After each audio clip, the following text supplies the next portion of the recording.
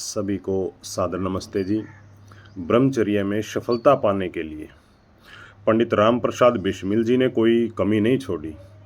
ब्रह्मचर्य के एक एक नियम का उन्होंने बड़ी श्रद्धा से पालन किया और फांसी आने से 2 दिन पहले गोरखपुर की काल कोठड़ी में ब्रह्मचर्य संबंधी जो दिनचर्या है उन्होंने इस प्रकार से लिखी है। मैं एक कंबल को, ये राम प्रसाद बिस्मिल जी की बात बता रहा हूँ, उनकी लिखी हुई, मैं कंबल को तख्त पर बिछा करके सोता और प्रातःकाल 4 बजे से पहले ही अपनी सैया को त्याग देता।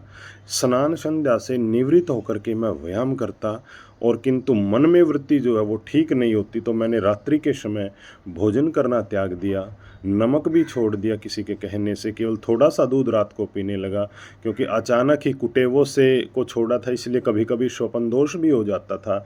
और जब किसी सज्जन ने कहा आप नमक खाना छोड़ दें, केवल उबला हुआ साग या दाल पर ही निर्भर रहा करता, मिर्च खटाई को छूता भी नहीं था। कई वर्षों तक ऐसा चला और नमक न खाने से शरीर के सब दोष दूर हो गए और स्वास्थ्य दर्शनीय हो गया।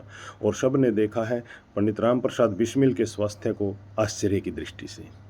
जब राम प्रसाद बिस्मिल पर आर्य समाज की शिक्षा का ऐसा पक्का रंग चढ़ा तो वो एक देशभक्त बनकर क्रांतिकारियों में शामिल हो गया।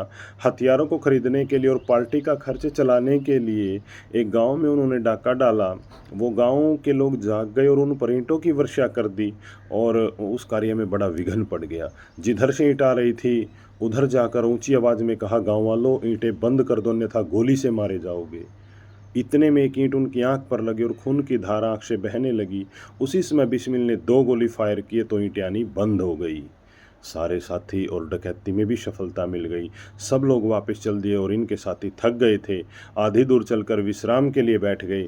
जब उठकर चले ही थे कि एक लड़का मूर्छित हो गया। होश आने पर उसने कहा, मुझ में चलने का सामर्थ्य नहीं है, तुम लोग मेरे लिए अपने आप को संकट में मत डालो और मेरा सिर काट कर लेते जाओ। सिर काट लेने से मुझे कोई नहीं पहचान सकेगा, तुम सब बच जाओगे।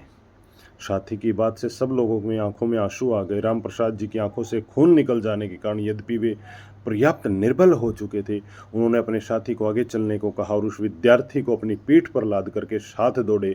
इस प्रकार कई मील उन्होंने जो है उसको अपनी गाड़ी तक पहुंचाया और ब्रह्मचर्य के कारण ये शरीर उनका कितना बलिष्ठ हो गया था। अपने मित्र को बचाने के लिए बड़ी उदारता, वीरता और धैर्य का परिचय उन्होंने कार्य किया। पिताजी ने चोट के विषय में पूछा तो उन्होंने कह दिया, बैल बिगड़ गए थे, गाड़ी उलट गई थी, मुझे चोट लगी। इस प्रकार उनके जीवन की अनेक घटनाएं, इससे सिद्ध होता है कि ये ब्रह्मचारी राम प्रसाद महर्षि दयानंद की शिक्षा और अपनी माता मूल मंत्री देवी और गुरु स्वामी सोमदेव जी के संरक्षण में पूर्ण देवता बन गया था। इसी प्रकार महर्षि दयानंद के असंख्य शिष्य देवता बनकर देश, जाति और धर्म की सेवा करते करते अपने जीवन की बलि चढ़ गए।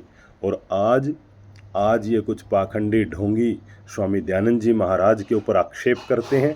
अरे उनका तो पैर के नाखून जितना भी आप कार्य नहीं कर सकते, न शिक्षा के क्षेत्र में, न धर्म के क्षेत्र में, किसी भी क्षेत्र में, न वेद ज्ञान के क्षेत्र में, किसी भी क्षेत्र में नहीं कर सकते जी।